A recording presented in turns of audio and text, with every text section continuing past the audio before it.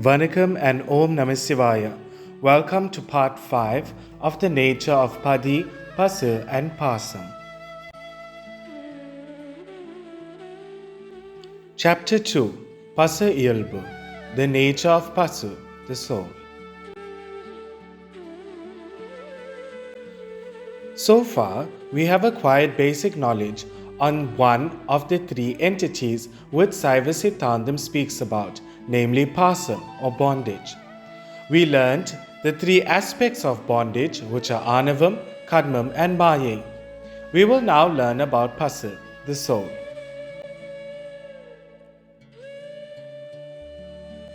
The word pasa refers to something that is tied or bound by pasam, which is bondage. As mentioned previously, the soul is naturally tainted by anavam. All three entities, Padi, Pasa and Pasam, are interrelated. Thus, during our study about one of the entities, we will make reference to the other two.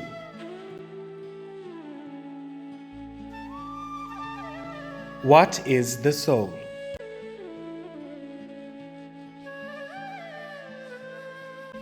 The world can be divided into two parts.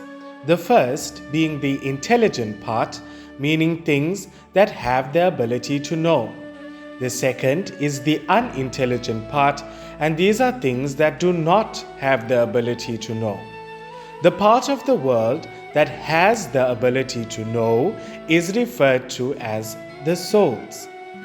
The intelligent world or souls is known as Sedana Pirapanjam. The unintelligent world is known as Asedana Pirapanjam. A doubt cleared. An intelligent effect cannot appear from an unintelligent cause. The five elements, matter, water, fire, air and space, are unintelligent. These are the cause of the body. Therefore, the body cannot be intelligent because its cause is unintelligent. Thus, no intelligence is born from any part of the body.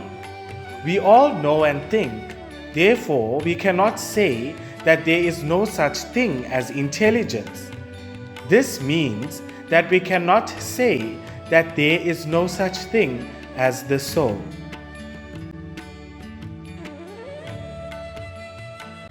The soul has a nature known as Sarndadan Vannam Adal. This means that it adopts the nature of whatever it comes into contact with. For example, even now, it appears to be the body, even though it is not. Thus, it adopts the nature of the body. Likewise, when in contact with ignorance, it will appear to be ignorant, and when in contact with God, it will appear to be divine. Even though the soul is intelligent like the Lord, its intelligence cannot be compared to that of seven. The soul's intelligence is limited, whereas the Lord's is not. From this, we can conclude that an entity which is not totally intelligent like the Lord, nor totally unintelligent like bondage, which is the world and body, really exists. This is the soul, which is eternal like the Lord and bondage. The soul is Sada Sat. Sat is an eternal entity that remains changeless. The body and world appear, exist, and disappear. Hence, they are asat, meaning things that change and perish.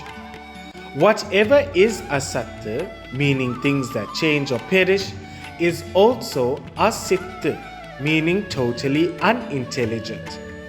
The Lord remains changeless forever. Therefore, He is Sat. Whatever is Sat is also Sit, meaning totally intelligent. In summary, that which is Satya is eternal and changeless. It is also Siddha, totally intelligent. An example of this is Sivaperuman. Something that is Asatya is perishable and changes. It is also Asiddha, meaning totally non-intelligent. And examples of this are bondage, body, and the world. The Lord, who is Satya, does not experience Asatya or ignorance. Pasam is unintelligent, Asiddha, therefore it cannot experience the Lord, which is Siddha, intelligence. The soul has the ability to experience both Pasam, which is Asatya, and the Lord, which is Satya, and cannot be the Lord or bondage either.